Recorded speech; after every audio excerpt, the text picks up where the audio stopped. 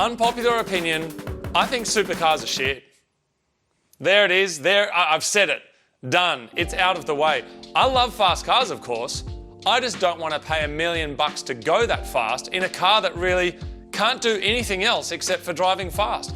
Now, over the years, of course, on Mighty Car Mods, we've made heaps of fast cars, things like the Cresta, engine-swapped Levorg, my 240Z that's running the RB engine, even my Mini that's running the B16B, and of course the Golf R.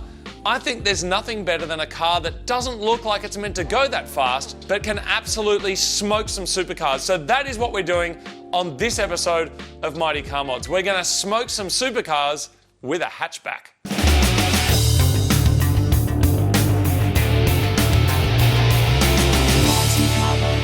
If you want to build yourself up a mad hot hatch that's capable of some drag mile times that are comparable to a supercar, then all-wheel drive is king. So let's look at what's currently available that could be a platform for your build. So you've got the Golf R, of course. We've done a few of those over the year, Mark 5, 6, 7, and 8. Then, of course, you've got new BMW 135i xDrive, which is their all-wheel drive car, but personally, when I'm driving around, I prefer to use my indicators. You've got the Mercedes AMG A45S, which is kind of their version of a hot hatch, but they're very, very expensive. And personally, I think they look a little bit robot vomit, which leaves the best, and as far as I'm concerned, the ultimate choice when you want proper all-wheel drive, fast hatch performance.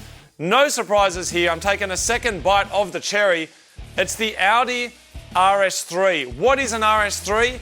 It's a Golf with an Audi badge on it. Audi fanboys, suck it. You know it's true. I used to own one of these. They are covered in Volkswagen logos. But what makes it special and more exciting than a Golf R is what's under the bonnet. Powering this Volkswagen is a 2.5-litre inline 5-cylinder engine that makes around 400 horsepower. You get the V10 engine out of a Lamborghini Huracan or an Audi R8 V10, you cut it in half, and that is exactly what is in the engine bay of that little mini supercar. And thanks to the 7-speed dual clutch, this car will blast your ass from 0 to 100 kilometers an hour in less than 4 seconds.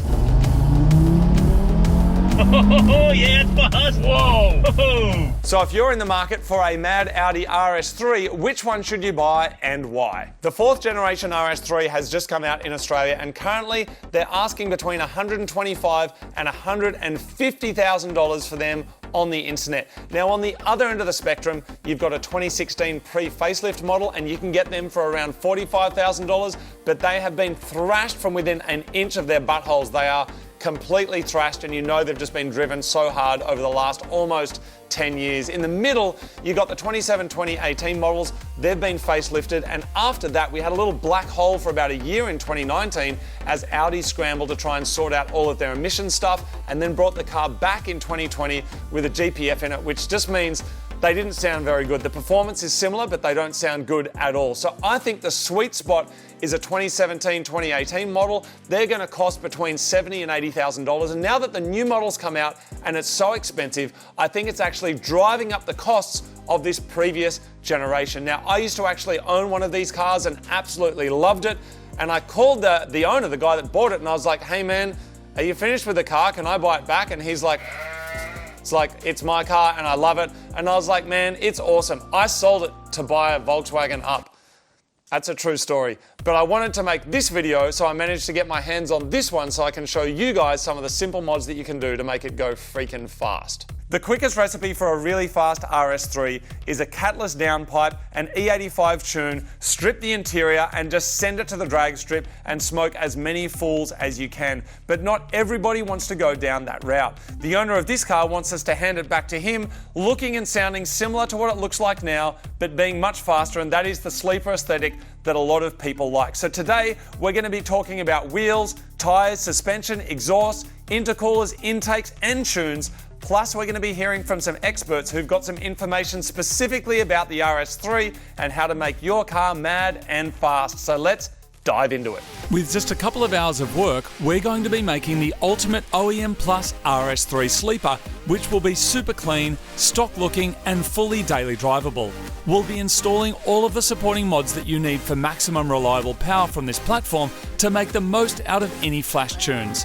And all of the modifications we're going to show you today are great upgrades you can do yourself regardless of what kind of car you drive. A big thanks to REVO in the UK who have sent us their performance pack, which is what we're going to be installing today, plus we'll be hearing from some of the people that actually designed it. Best of all, these are parts that you can install on your own driveway or in your garage without a hoist, so let's get into it. The best bang for buck you're going to get with any modern turbocharged car is going to be a flash tune, but even if your car's stock, I would highly recommend upgrading your factory intercooler with a performance cooler, and this is why. The whole purpose behind the intercooler is to cool the charge air coming from the turbo through to the throttle body. We use this by having cast end tanks, a bar and plate core, which gives us the best possible mix of performance and cooling in one package, all designed in-house in the UK. So there it is, it's time to jack up the car, get the bumper off and put the factory intercooler In the bin. The first step is to jack up your car. Remove the under tray and remove the wheel, as you'll need access to install the performance cooler piping kit. Once you've removed 5,000 torque screws, place something under the front bar so you can gently unclip it. Then unplug the wiring harness and water lines so you can remove the bar entirely. This will reveal the factory cooler. REVO sent us over these parts from the UK. I installed this exact cooler on my RS3 a few years ago and the fitment was perfect. One of the biggest enemies of turbocharged cars, of course, is heat. And as you can see, the OEM intercooler here is not nearly as big and substantial as this REVO intercooler made for the RS3. Now, while this little boy here is probably fine for the factory and stock power, we don't care about stock power because this is Mighty Car Mods, and later in this video, we're going to be boosting this car. And once it's boosted, that's when you want to keep your intake temperatures as low as possible. Now, in back-to-back dyno testing, after 4 runs on this cooler compared to this cooler, this one here was making 17 horsepower more just because it didn't heat soak as badly as that. And when it comes to your intake temperatures, this one's keeping them down at a peak of 38 degrees and averaging 18 degrees cooler. So as far as I'm concerned, this one is a no-brainer. It means you can do back-to-back runs either on the drag strip, or if you're driving hard on the street, or if you're tuning your car on a dyno, and that is when you're going to see a big difference. So that there is the old intercooler. This is the new one. This is the same intercooler that I ran on my RS3 and I absolutely loved it, particularly for its packaging. You get to keep this crash bar. Everything else fits absolutely perfectly. Plus, it comes with intercooler piping kit as well. So this one here is going to go In the bin. and let's install this one. Even in totally stock form, repeated runs on the factory cooler can cause heat soak. You can see just how much bigger the aftermarket cooler is, with the frontal area increased by 53%. While I'm here, I'm also installing a performance piping kit, replacing the plastic with increased diameter aluminium piping. 27% more system volume to be exact. The front mount intercooler is all installed, the crash bar is back on. It looks like factory fitment, which is awesome. So now the front bumper can go back on and then we can move on to the intake.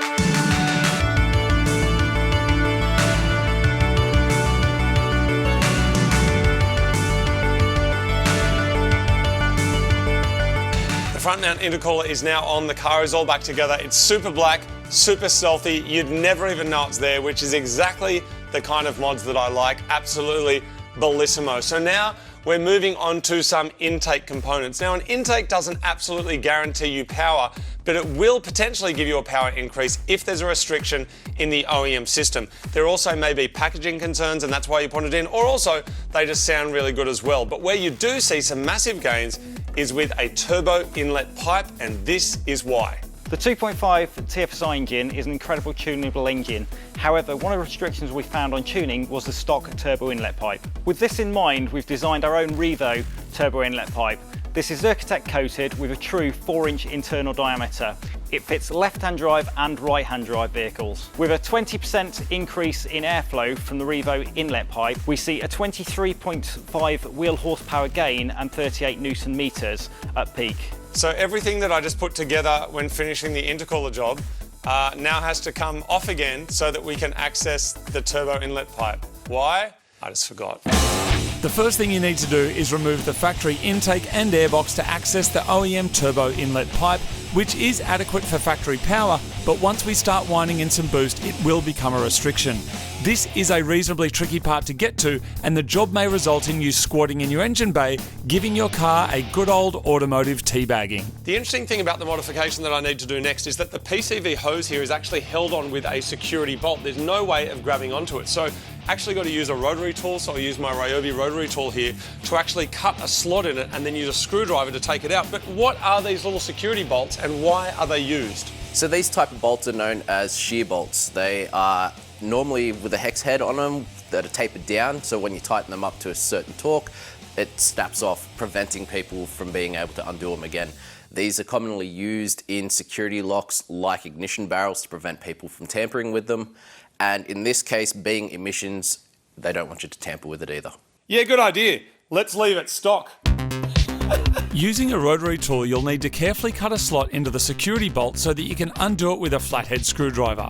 Once this is done, you can remove the PCV hose and transfer it over to the new turbo inlet pipe with a normal caphead screw. Access to align the inlet pipe on the turbo can be tricky, and it's made easy with a friend underneath the car to help guide it onto the turbo. Attach it and then reassemble the hard pipe from the wheel well and put everything else in the engine bay back together. All right, we are almost there, people. Next up, I'm just going to be doing an intake, and once that's on, that comprises what REVO calls their performance pack, which is basically the intercooler, the inlet pipe, and the intake here. And then everything will be ready for the stage 2 for the next stage, if that's the way that this ends up going, which is basically just a dump pipe, but that would be a different tune as well. Like, that looks at lambda values and other nerdy stuff. And 525 horsepower in this hatchback is going to be enough to scare the pants off a few supercars, that is for sure. Plus, our wheels and tyres are going to be back shortly as well. So let's move on to the intake. What does a performance intake do? Well, if there's a factory restriction, you can definitely unlock a few more bananas.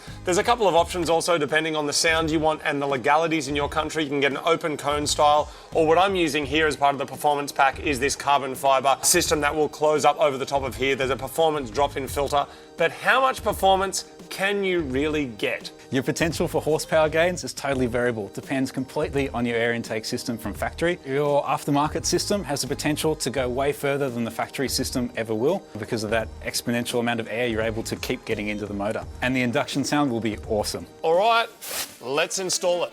This carbon fibre system utilises the factory cold air intake to provide an increase of over 20 horsepower at the wheels once flashed compared to the stock system. Along with a drop-in performance filter and flush-fit silicone joiners all the way to our upgraded turbo inlet pipe, this RS3 will have all the cold air that it needs. You want to be really careful when you're screwing into carbon fibre. These only need to be 3 Newton meters worth of torque.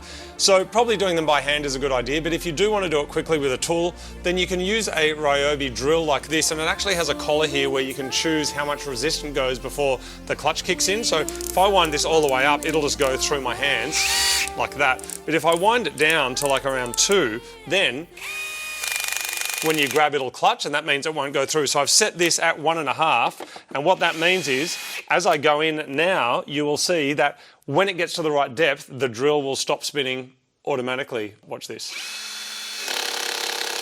That clicking sound you're hearing is the drill stopping and going, hey, there's enough resistance, and that's done.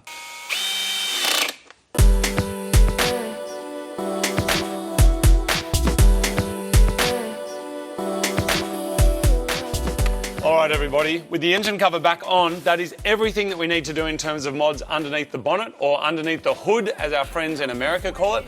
It's worth saying that for this video, we're trying to go as far as we can with what's, I guess, called a Stage 1 tune.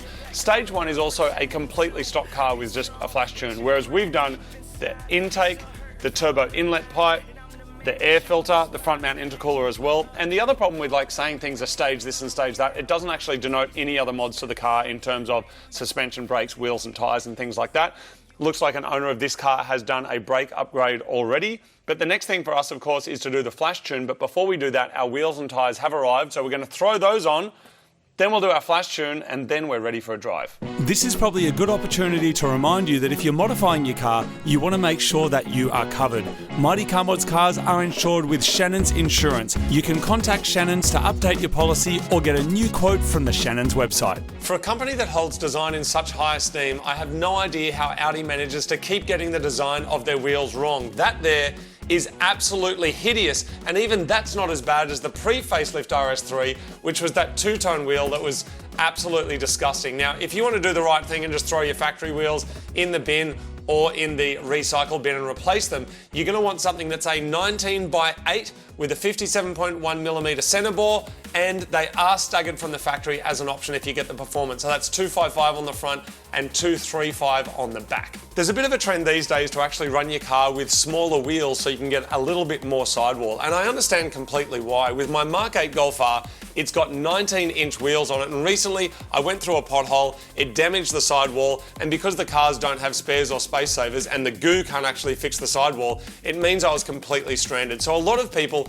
are switching over to running a square 18-inch set, and I am down for it. Wheels are obviously a totally personal and subjective choice, but keep in mind that just because you've got a Japanese car doesn't mean you can't run European wheels, and just because you've got a European car doesn't mean that you can't run Japanese wheels. Marty recently ran a set of SSRs on his Mark 7 Golf, and they looked freaking awesome. The wheels that we're going to be using on this project are some New Speed RSE 11R wheels. Now, they are not a sponsor of this video, but these wheels were sent to me by BLK Motorsport. Thank you to Evans from down in Melbourne that sent me these. They're second-hand and they're off his own personal car. What makes this a special wheel? Well, it's an 18 by 8.5 with a 45 offset, and they are designed specifically for the RS3. So they're designed to fit the big brake kit. You can use the factory lug bolts. They're a really, really light wheel, and they'll look freaking awesome. Plus, you can run the factory center caps if you want to. Most supercars that you see rolling around are going to be running Michelin Cup 2s or Cup 2Rs. And when I did my personal RS3 project, I was running Cup 2 tyres because I was very focused on my ability driving at the track and doing as many track days as I could. But I also had other cars that I could use for different stuff and for daily driving. But in the case of this project, if you've only got one car and that one car is meant to do it all, including the occasional track days, driving around in the rain, plus going shopping, then the best tyre choice for you is going to be a Michelin PS5. These are a 245/40 tyre, and we're going to be running these on our New Speed wheels in a square setup, which means it's really easy to rotate them. I could tell you 100 different things about why these tyres are the best. We were at Le Mans recently in France. Most of the Le Mans cars are running Michelin tyres. If it's good enough for them, it's good enough for us. Let's slap these on our wheels and send it. We're saving in the vicinity of 20 kilos with these aftermarket wheels, plus these 18s can be wrapped in drag radials for even more hectic quarter-mile times. When it comes to suspension, the car already has Audi lowered adaptive suspension, so we're not touching it, but if you want to see some suspension mods on the RS3, check out my personal build, I'll link it down below. You've got the usual options here, which is a lowered spring set which will get you around a 20mm drop, or coilovers, but you will lose your adaptive suspension. The same goes with the exhaust. The car comes with the highly coveted Audi Sports system, which people overseas pay thousands of dollars for. If you do want to see some exhaust mods again, there's a link down below, but it's worth noting that European exhaust for these cars cost an absolute fortune, in many cases $5,000 to $10,000, or even more for some that are using titanium. Being that the factory system on these cars is pretty good, the most common exhaust mods that people usually do with a stage one is swap out the mid pipes for decatted straight pipes, and then a catless dump pipe also unlocks huge power gains, but may be illegal in your country, so do your own research on this one. Alrighty, next up, let's dive into the flash tune. This is Oscar from EuroWerke. You might have seen him in some of our videos in the past. He helped with my RS3 and also our Golf R supercar video. Now, I've just found out that at some point in this car's life, it's had another flash tune put on it. What does that mean for us? Are we now locked to that, or how does that work? So basically, no, it doesn't mean that you're locked to it. It means that we can then flash the stock file and then put our REVO file over the top. Okay, but a lot of people say that like once you have a different tune on there, that tune is locked. It's locked to the supply of the tune. So, you know, whatever generic brand it had on it in the past, you're locked to that tuner. So you can't then put, say, the next level of REVO on it, for example. We don't necessarily need to even know what's on there. We just wipe that back to stock, do our stage one, and off we go. That's it. As simple as Awesome. that. Let's do it. Done. Straight out of the box, the RS3 already makes incredible power with its impressive inline 5-cylinder engine, but a flash tune can unlock huge potential. When choosing your tune, you need to look into more than just peak power. You also want drivability and power under the curve, a decent hit right across the rev range. If you do nothing else, a stage 1 flash tune will be the best performance gains you can get for the money, and when rolling up on the dyno, we saw 286 kilowatts at the hubs. You've got to be happy with that. This is probably a really good time to remind yourself to check the oil.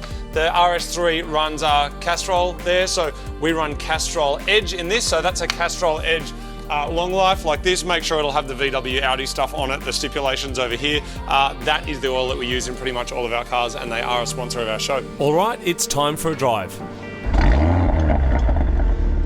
All right, people. This is it. Let's see how all of these mods went.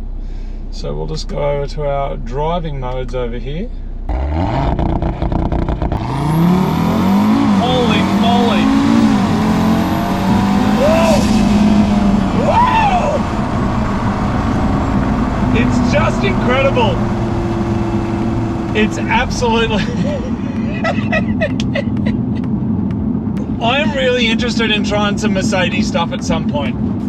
And I do want to check out the BMW like X-Drive thing.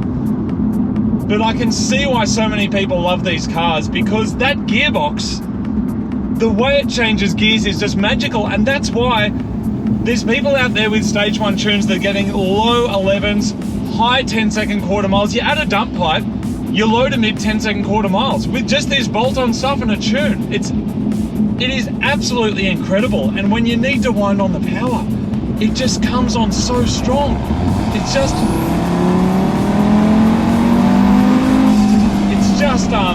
It's like face melting power. And this is a car that not many people actually kind of recognize as a fast car. I mean, it doesn't look that different to like a normal A3. It's just something that you can cruise around in, and not many people, unless they know, would actually know that it's supercar fast. It really is. Now, one of the things we haven't spoken about, of course, is all suspension mods and all different stuff for the track. For this video, I was kind of focused on a daily drivable car and something you can take to the drag strip and try and get some quarter mile times pretty much in the 10s is kind of what the goal is. The 0 to 100 times should be down into the low 3s. We're talking around 500 horsepower. That's kind of what you're going to end up getting. But of course, if you want to go to the track, there's a whole lot of different stuff you can do. There's weight-saving stuff to do. There's suspension things to do. There's alignment. There's setup. We're kind of just scratching the surface. But the idea of this series that we've been doing, this kind of how to modify your car series, is just to get everything you need to get started all in one video. And so hopefully in this video, we've covered the wheels, the tires, exhaust options, suspension options, intake options, the intake pipe, the intercooler, and then of course covered like some of the figures and stuff you're going to see as well. So I hope you liked this video. There are going to be more of these coming, but for now, unfortunately, I got to hand this car back. But not unfortunately, I'm very excited to get working on my Volkswagen Up. So I've had that for a little while, and there are some Up videos coming. Plus, Marty's going to be making some videos in the similar style of this, of the how to modify, but on Subarus as well, and a bunch of other stuff. So there's another video in the same series of this, which is the Mark 7.5 Golf GTI, so make sure you check that out. There's a tunnel just up here, and I'm in a modified Audi RS3.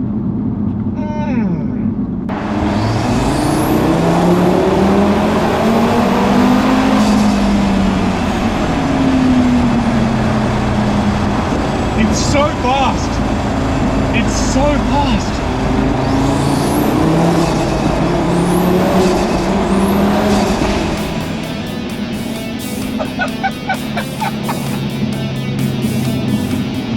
Oh, you gotta have a smile. You really do.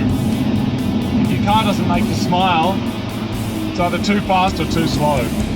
That has turned into a very nice OEM Plus but supercar performance RS3. I hope you enjoyed this video. There's going to be some more stuff coming at you very soon. Different stuff, you probably noticed. We got some old stuff, some new stuff, some bolt-ons, some custom. There's all sorts of mad videos coming at your face balls, eyeballs, and your ear balls. There it is. That's another episode of Mighty Car Mods. And of course, if you want to support the show, you can grab some merch from mightycarmods.com. We've got everything from t-shirts, we got hats, we got accessories for your car. There's absolutely everything you can imagine, so check that out at mightycarmods.com. And you can also follow us on the Instagram, the Facebook, the TikTok, plus we've got an EDM that goes out once a week that's got like special deals, discounts and stuff like that, so you can sign up for that on the website. There it is. I'm off to get my Up out, start some Up mods. Thank you very much. See you next time.